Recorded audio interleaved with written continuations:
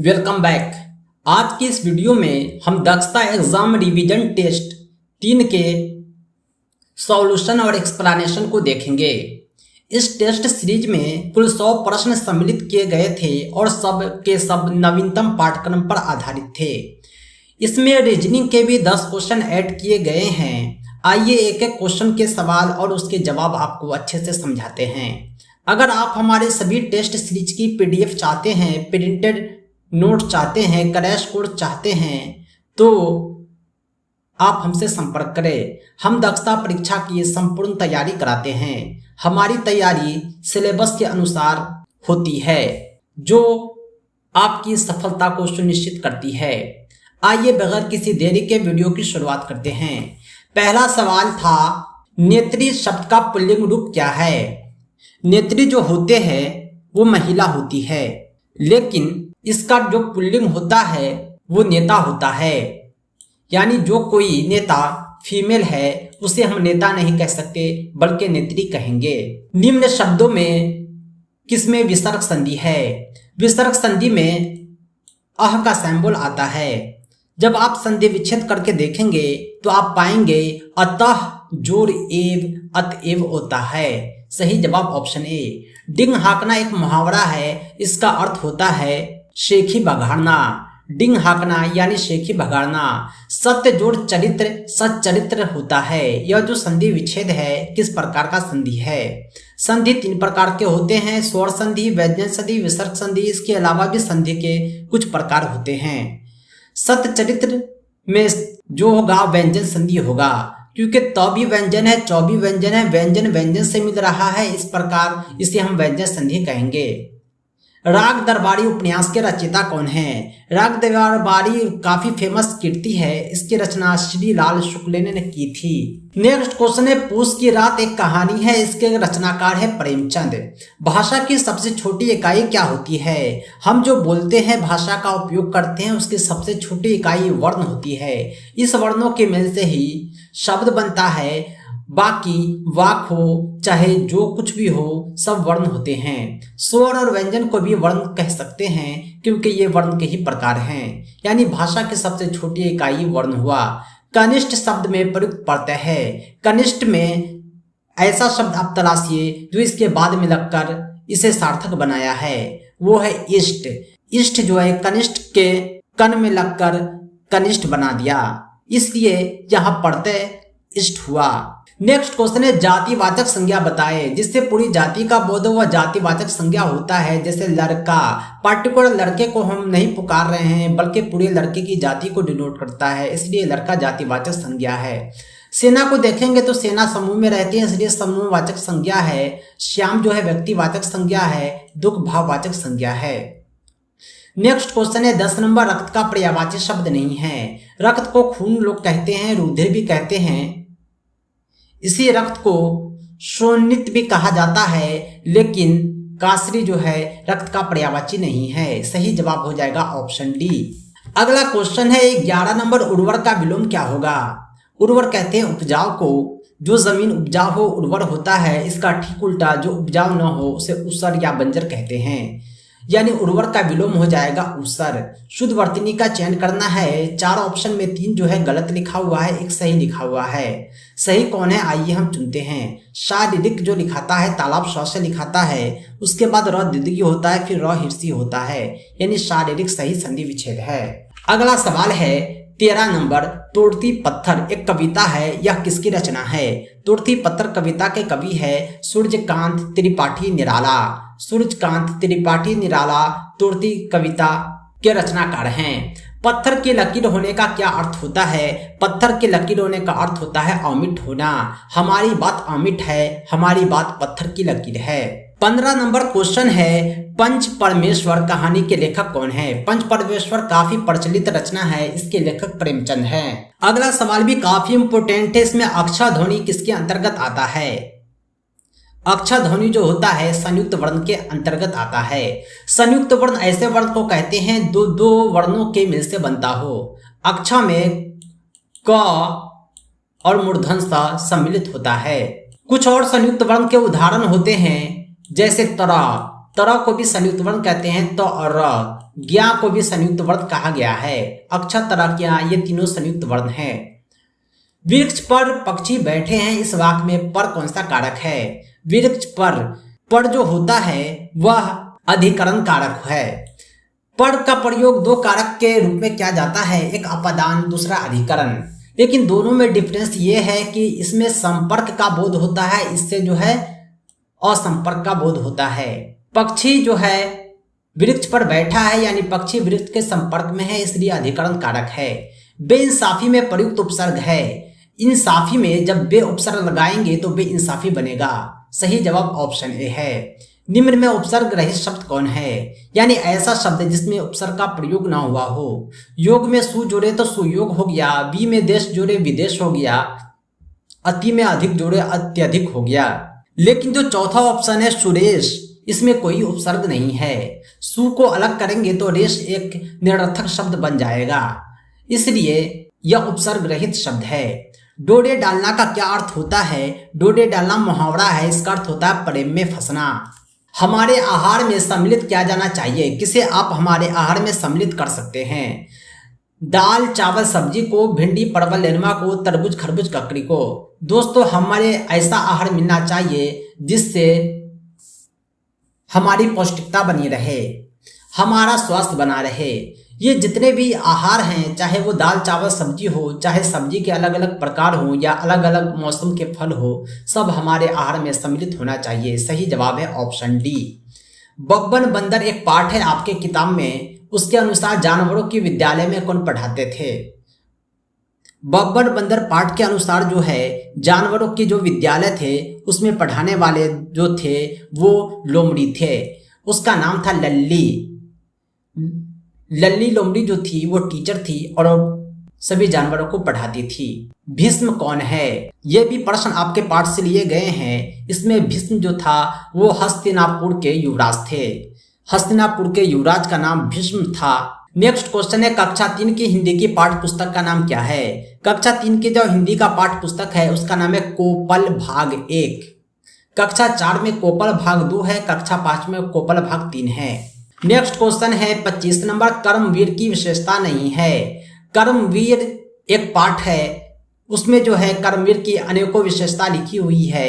उसमें बाधाओं से नहीं घबराता, ये कर्मवीर की विशेषता है।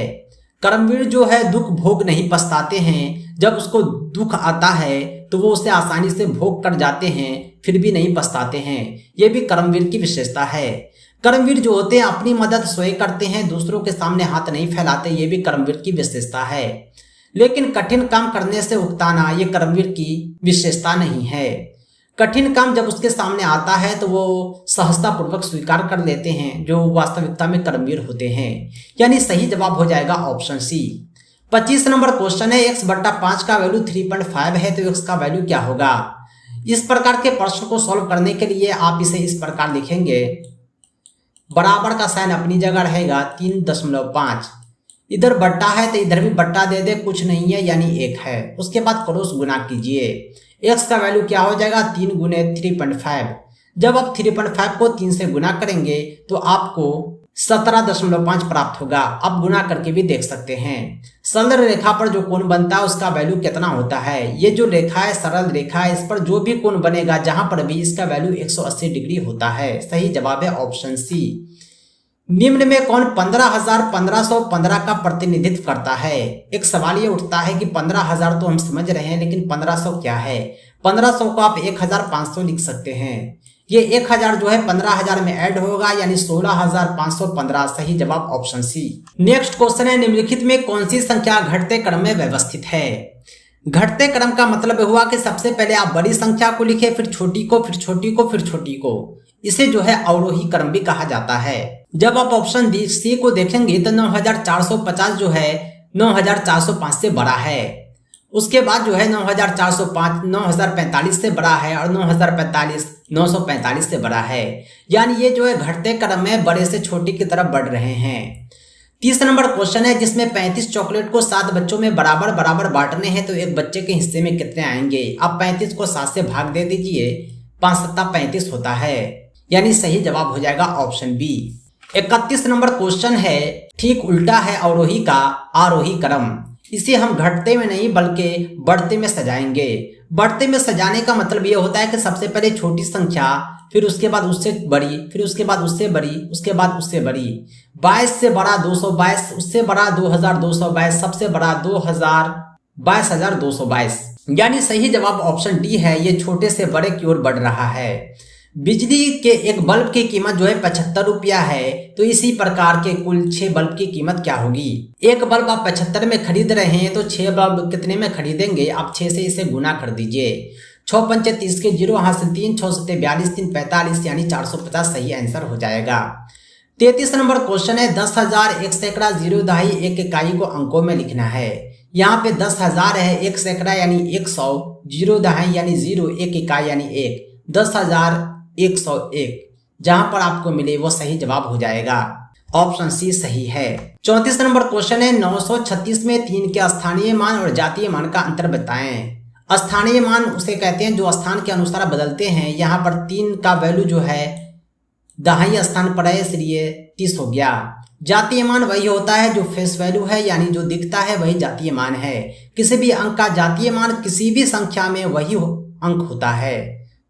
यानी इसका अंतर पूछ रहा है तो 30 और 3 का अंतर 27 हो जाएगा। सही जवाब ऑप्शन सी। क्वेश्चन नंबर 35 है, समतल आकृति में क्या नहीं होता है। समतल आकृति ऐसी आकृति को कहते हैं जिसमें लंबाई हो, चौड़ाई हो, लेकिन ऊंचाई न हो, यानी चपटी आकृति। इस आकृति को आप गौर से देखेंगे तो इसमें लंबाई है, चौड़ाई है। जब लंबाई और चौड़ाई है तो परिमाप है, जब लंबाई और चौड़ाई है तो क्षेत्रफल है। यानी कहने का अर्थ यह है कि इसमें आयतन का अभाव होता है। सही जवाब है ऑप्शन ए।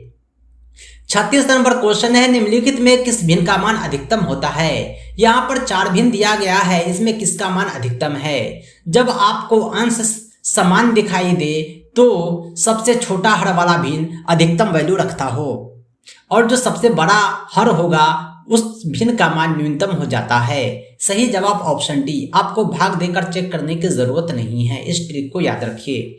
37 नंबर क्वेश्चन है, एक सप्ताह में कुल कितने घंटे होते हैं। एक दिन में 24 घंटे होते हैं, एक सप्ताह में 7 दिन होते हैं। जब आप गुना करेंगे तो आपको आएगा 168। नेक्स्ट क्वेश्चन है 38 नंबर, यहाँ पर 4 वैल्यू दिया हुआ है, 3.15, 3.05, 3.50, 3.55। इसमें सबसे बड़ा कौन है। बड़ा की पहचान करने के लिए आप दशमलव के दाएं साइड देखें, 15, 5, 50, 55 में सबसे बड़ा कौन है। आप कहेंगे 55 बड़ा है, इसलिए सही जवाब हो जाएगा 3.55 ऑप्शन डी। 39 नंबर क्वेश्चन है, 5/13 और 13/5 को जोड़ना है। जोड़ने का तरीका ये होता है कि सबसे पहले हम हर का एलसीएम लेते हैं। 13 और 5 में कोई उभयनिष्ठ गुणनखंड नहीं है, 13 पंचे 65 एलसीएम हो जाएगा। हर से एलसीएम को भाग देंगे और जो भागफल आएगा उससे अंश को गुना करेंगे। 13 पंचे 65, 5 पंचे 25, प्लस अपनी जगह है। 5 से 65 को भाग देंगे 13, 13 से 13 को गुना करेंगे 169 आएगा। 169 में जब आप 125 को जोड़ेंगे तो 194 प्राप्त होता है, यानी सही जवाब है 194/65। 40 नंबर क्वेश्चन है, निम्नलिखित में वर्ग संख्या कौन है। वर्ग संख्या का मतलब हुआ किसी भी संख्या को स्वयं से गुना करना। 343 वर्ग संख्या नहीं है, इसे स्वयं से गुना करके प्राप्त नहीं कर सकते। 125 को भी प्राप्त नहीं कर सकते, 111 को भी प्राप्त नहीं कर सकते।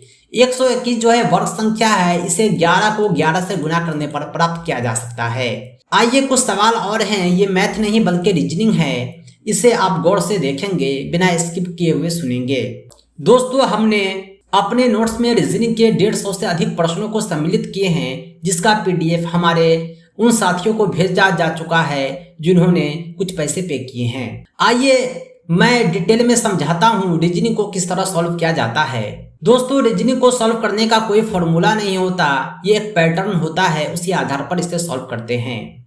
41 नंबर क्वेश्चन में आप जब गौर से देखेंगे तो यहाँ पर 20 और 11 का क्या रिश्ता है, यह रिश्ता आप 102 और वाट का तलाशना है। दोस्तों, जब आप 20 को आधा करेंगे तो ये 10 हो जाएगा, 10 में 1 जोड़ेंगे तो 11 हो जाएगा। कहने का अर्थ ये हुआ कि दूसरा अंक जो है पहले अंक के आधे से 1 ज्यादा है। यहाँ पर दूसरा अंक पता करने के लिए आप पहले अंक का आधा करें। 102 को 2 से भाग देंगे तो 51 आएगा। इससे एक ज्यादा यानी 51 में एक जोड़ेंगे तो 52 आएगा, जो सही जवाब है ऑप्शन बी। दोस्तों उम्मीद करता हूं कि आपको समझ में आया होगा किस तरह सॉल्व होता है। 42 नंबर क्वेश्चन है, ये भी एक रीजनिंग है। इसे हम किस तरह सॉल्व करते हैं आइए देखते हैं।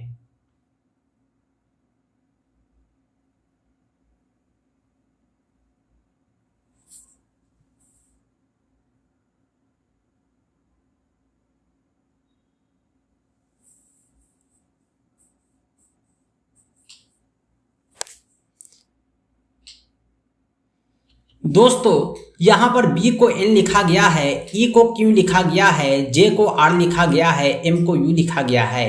यही रिलेशन इधर भी तराशना है। अब d को क्या लिखेंगे, g को क्या लिखेंगे, l को क्या लिखेंगे, o को क्या लिखेंगे।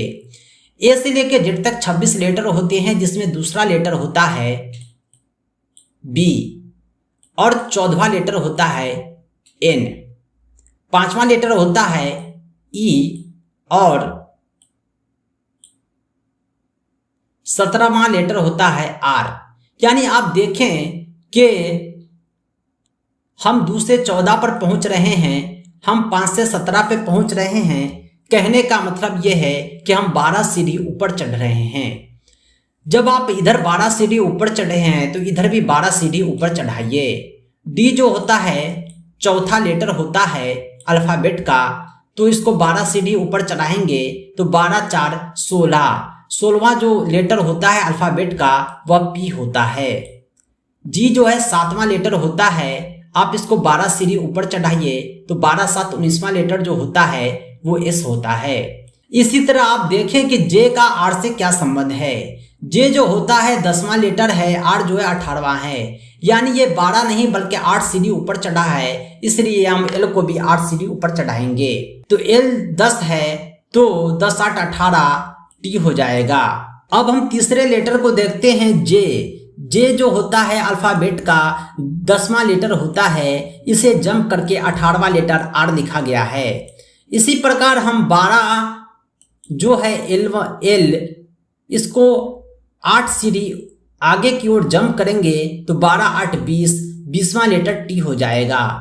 इसी प्रकार M और U को भी 13 से 21 यानी 8 लेटर जंप किया गया है, तो 15 8 कितना हो जाता है 23। अल्फाबेट का 23वां लेटर क्या होता है W होता है। कहने का मतलब हो गया PSTW सही जवाब है। दोस्तों आइए एक बार फिर समझाते हैं इसमें बेस क्या है।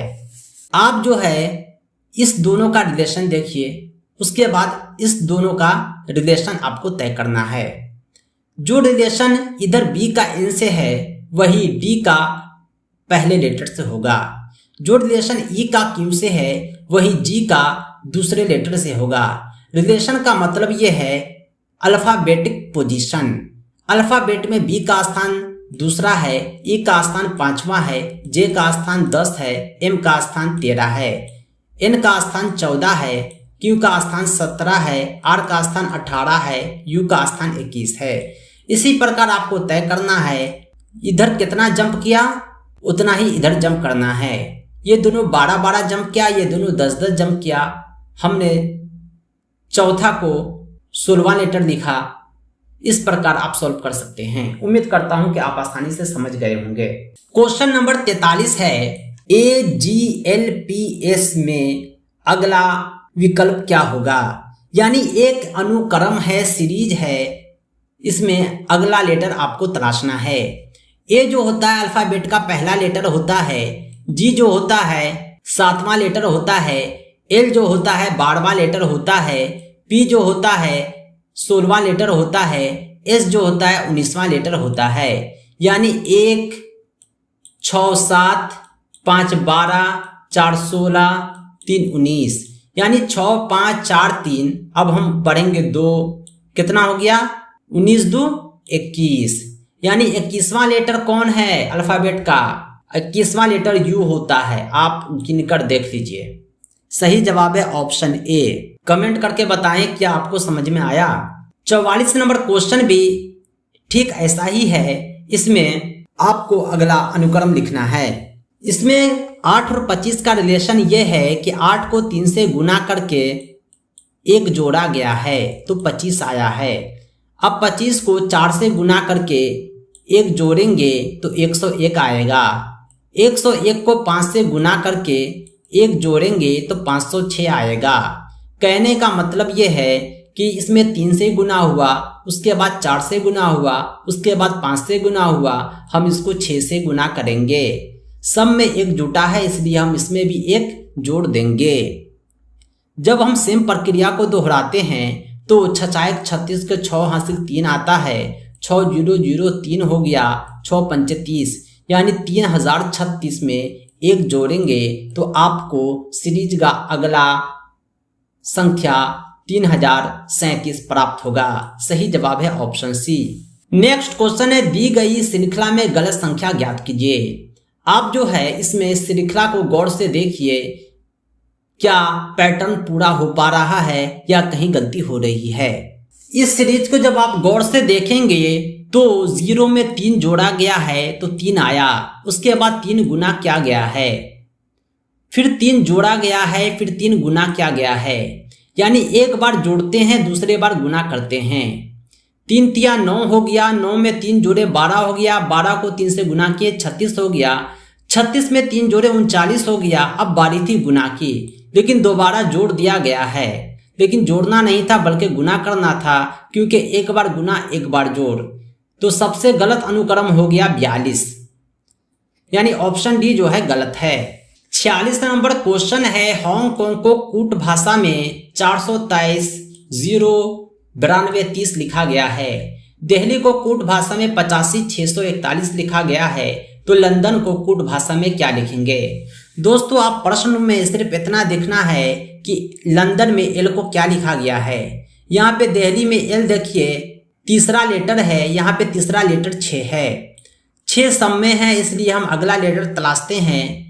दूसरा लेटर ओ है तो ओ को क्या लिखा गया है, ओ हांगकांग में दूसरा लेटर है, इसलिए इसको 2 लिखा गया है, 2 भी सम में है।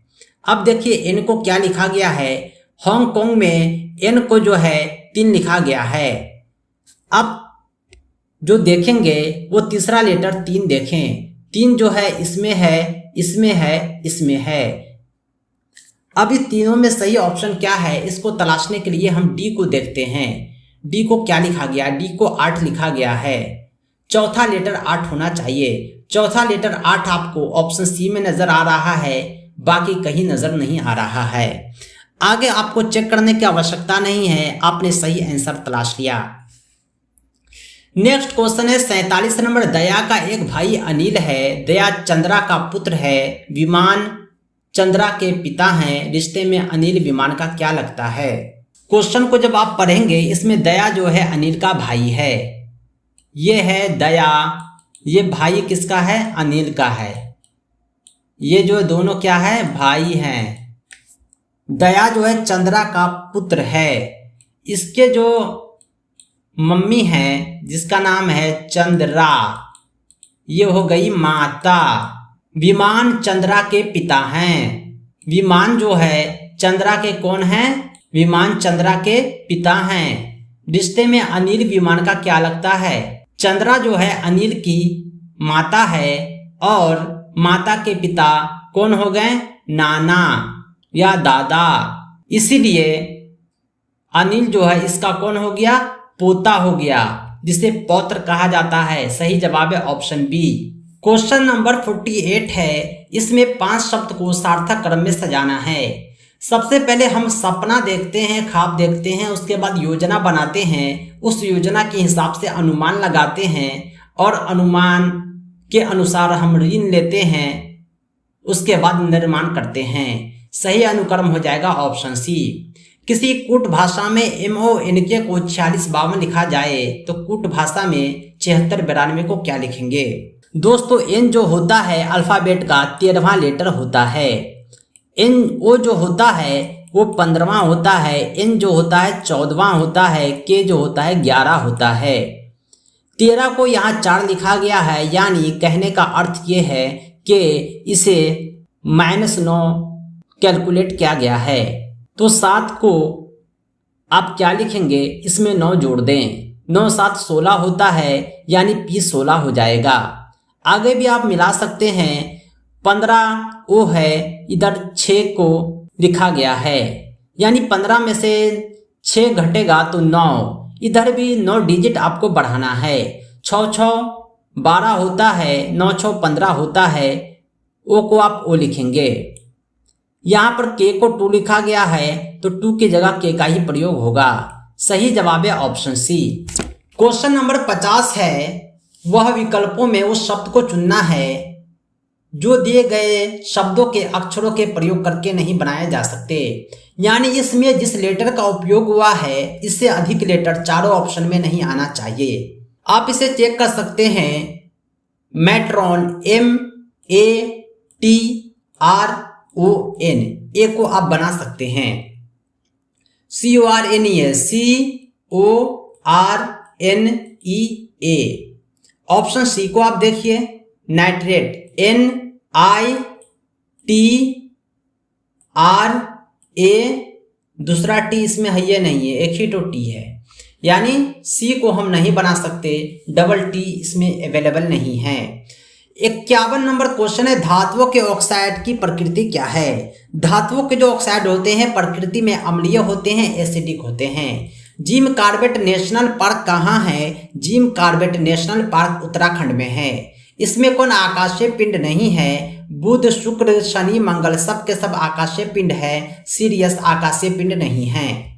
54 नंबर क्वेश्चन है, उत्तराखंड में बनाया जाने वाला हरेला पर्व किससे संबंधित है। हरेला पर्व जो उत्तराखंड में मनाया जाता है इसका संबंध है पौधारोपण से। इसमें जो है योजनाबद्ध तरीके से बड़े पैमाने पर पौधारोपण होता है। त्वचा कैंसर किस कारण से होता है। त्वचा कैंसर का जो सबसे बड़ा कारण है वह पराबैंगनी किरण है।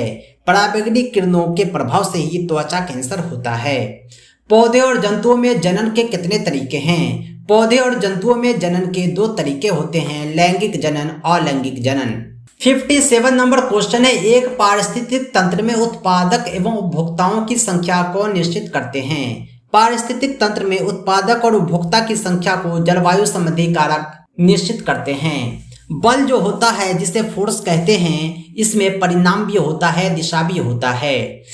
दिशा आपके बल को दिशा देता है, एक स्थान से दूसरे स्थान पहुंचा देता है। परिणाम यह होता है कि इस बल के परिणाम स्वरूप उसकी स्थिति आकार में दिशा में परिवर्तन आ जाता है। जुगाली करने वाले जो पशु होते हैं किस प्रकार के ग्रीन हाउस गैस का उत्पादन करते हैं। जुगाली करने वाले पशु methane CH4 green house gas उत्पन्न करते हैं। 60 नंबर क्वेश्चन है, पारिस्थितिक तंत्र के स्वपोषी घटक कौन हैं। जो पारिस्थितिक तंत्र के स्वपोषी घटक होते हैं वह पादप होते हैं। पादप को पारिस्थितिक तंत्र का स्वपोषी घटक कहा जाता है। 61 नंबर क्वेश्चन है, चंद्रमा पर खड़े अंतरिक्ष यात्री को आकाश कैसा प्रतीत होता है। जो अंतरिक्ष यात्री चंद्रमा पर खड़े होते हैं उसे आकाश काला दिखाई देता है। नेक्स्ट क्वेश्चन है, 62 नंबर, सनमार्जक उपभोक्ता की श्रेणी में कौन सम्मिलित होते हैं। सनमार्जक उपभोक्ता की श्रेणी में दीमक सम्मिलित किए जाते हैं। ये जो होते हैं नष्ट करने वाले होते हैं, नोचकर खाने वाले होते हैं। मरुस्थली भवन जिसे डेजर्टिफिकेशन कहा जाता है, यह कैसे होता है। ऐसी स्थिति में क्या होता है कि बहुत उच्च तापमान और कम वर्षा के कारण वहां की मिट्टी बलुआई हो जाती है और पेड़ पौधे नहीं पनप पाते। 64 नंबर क्वेश्चन है, महासागरों में जल स्तर में वृद्धि का कारण क्या है। महासागरों में जो जल स्तर में वृद्धि होता है उसका कारण है ध्रुवीय प्रदेशों में बर्फ का पिघलना। 65 नंबर क्वेश्चन है, जल के अम्लीय एवं क्षारीय विलयन किसके कारण विद्युत के सुचालक होते हैं। जल के जो अम्लीय और क्षारीय विलयन होते हैं वो H+ और OH- के कारण विद्युत के सुचालक होते हैं। शाकाहारी प्राणी को आप क्या कह सकते हैं। ऐसे प्राणी जो शाकाहारी होते हैं वे प्राथमिक उपभोक्ता कहलाते हैं, क्योंकि उत्पादक के बाद इन्हीं का नंबर आता है। ये पेड़ पौधे को खाते हैं।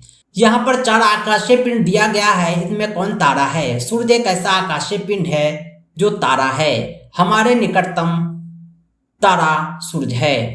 68 नंबर क्वेश्चन है, भूमंडलीय तापन का कारण क्या है। भूमंडलीय तापन का कारण होता है कार्बन डाइऑक्साइड में वृद्धि।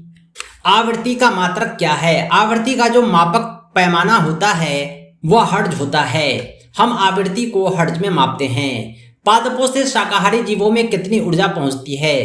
पादप कहते हैं पेड़ पौधे को, शाकाहारी उसे कहते हैं जो पेड़ पौधे को खाते हैं। पादप की जो एनर्जी है वो शाकाहारी जीवों में पहुंचती है, लेकिन 100% नहीं, बल्कि केवल और केवल 10%।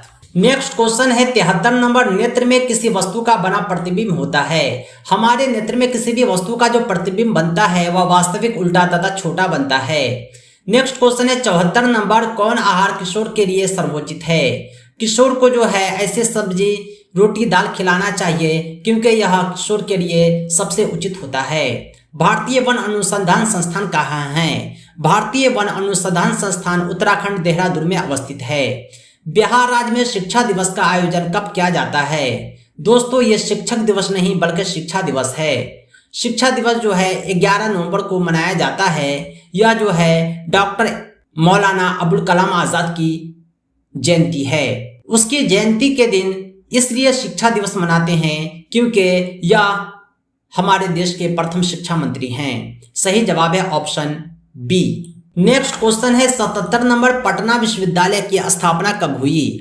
पटना विश्वविद्यालय की स्थापना 1917 में होती है। बिहार की दूसरी आधिकारिक भाषा क्या है? हमारे बिहार की दूसरी आधिकारिक भाषा उर्दू है। 79 नंबर क्वेश्चन है निम्नलिखित में किसे आमतौर पर टूटता हुआ तारा कहा जाता है? उल्का पिंड को आमतौर पर टूटता हुआ तारा कहते हैं। बिहार का सबसे बड़ा स्टेडियम कहाँ है? बिहार का सबसे बड़ा स्टेडियम पटना में है। आपकी परीक्षा में 20 प्रश्न शिक्षण शास्त्र से सम्मिलित किए जाएंगे। आइए इसे हम देखते हैं। 81 नंबर क्वेश्चन है भाषा शिक्षण के संदर्भ में किसी शिक्षक के लिए सर्वाधिक महत्वपूर्ण है? भाषा शिक्षण जो होता है उसमें सबसे अधिक महत्वपूर्ण है भाषा के प्रयोग का अधिक से अधिक अवसर प्रदान करना। बच्चे को कक्षा में आप भाषा पढ़ा रहे हैं, अगर वे भाषा का अधिक से अधिक प्रयोग करेंगे, उसे उपयोग का अवसर मिलेगा तो भाषा को अच्छे से सीख पाएंगे, उसे एक्सप्रेस करने का अवसर मिले। 82 नंबर क्वेश्चन है कौन सा प्रश्न कक्षा में बहुभाषिकता को पोषित करता है? अगर आप कक्षा में बहुभाषिकता लाना चाहते हैं, उसे कायम करना चाहते हैं, तो आप बच्चों से ऐसे प्रश्न करें जिससे उसे खुद अपने मन से अपने शब्दों में उत्तर देने का अवसर मिले। उदाहरण के लिए आप बच्चे को कहें कि फूलों के नाम अपनी भाषा में लिखो, ये बहुभाषिकता को पोषित करेगा। 83 नंबर क्वेश्चन है एक समावेशी कक्षा में कौन सा कथन भाषा शिक्षण के सिद्धांतों के प्रतिकूल है? भाषा शिक्षण का जो सिद्धांत है वो ये कहता है कि हम भाषा का शिक्षण प्रयोग द्वारा देंगे, न कि व्याकरण द्वारा, रटे-रटाए नियमों द्वारा। लेकिन जो समावेशी कक्षा होता है सब तरह के बच्चे होते हैं, अगर हम व्याकरण के नियम को थोप देंगे तो भाषा विकासशीलता से होगा, यह इम्पॉसिबल है। 84 नंबर क्वेश्चन है आवश्यकता का पदानुक्रम सिद्धांत किसके द्वारा प्रतिपादित किया गया? आवश्यकता का पदानुक्रम सिद्धांत जो है मैस्लो द्वारा प्रतिपादित किया गया। डैश ने सामूहिक अचेतन का संप्रत्यय दिया था। सामूहिक अचेतन का संप्रत्यय देने वाले थे यूंग। 86 नंबर क्वेश्चन है बच्चों में भाषा प्रयोग की दक्षता विकसित करने के लिए आवश्यक है। बच्चों में भाषा प्रयोग की दक्षता विकसित करने के लिए बेहतर यह है कि उसे सुनने और बोलने की पूरी आजादी दें। जब तक वो आपको सुनेगा नहीं, आपकी भाषा को सीख नहीं पाएगा। जब तक वो बोलेगा नहीं, अपनी भाषा आपको समझा नहीं पाएगा। कहने का अर्थ यह है कि सुनने और बोलने की आजादी देकर हम भाषा की दक्षता बेहतर तरीके से विकसित कर पाएंगे। 87 नंबर क्वेश्चन है हिंदी की कक्षा में प्रायः हिंदुत्तर भाषी बच्चे हिंदी सीखने में अनेक कठिनाई का सामना करते हैं। कक्षा हिंदी की है और बच्चे भी हिंदी के हैं। हिंदी सीखने में कठिनाई इसलिए होती है कि उनकी मातृभाषा जो होती है हिंदी से अलग होती है। नेक्स्ट क्वेश्चन है 88 नंबर अधिगम की क्रिया प्रसूत अनुबंधन सिद्धांत देने वाले मनोवैज्ञानिक कौन थे? दोस्तों स्किनर ने अधिगम का क्रिया प्रसूत अनुबंधन सिद्धांत दिया था। 89 नंबर क्वेश्चन है सामान्य बालक प्रायः किस आयु में बोलना सीख लेते हैं? नॉर्मली जो बालक होते हैं, बच्चे होते हैं, छोटे बच्चे, वो 11 माह की आयु आते आते बोलना सीख लेते हैं।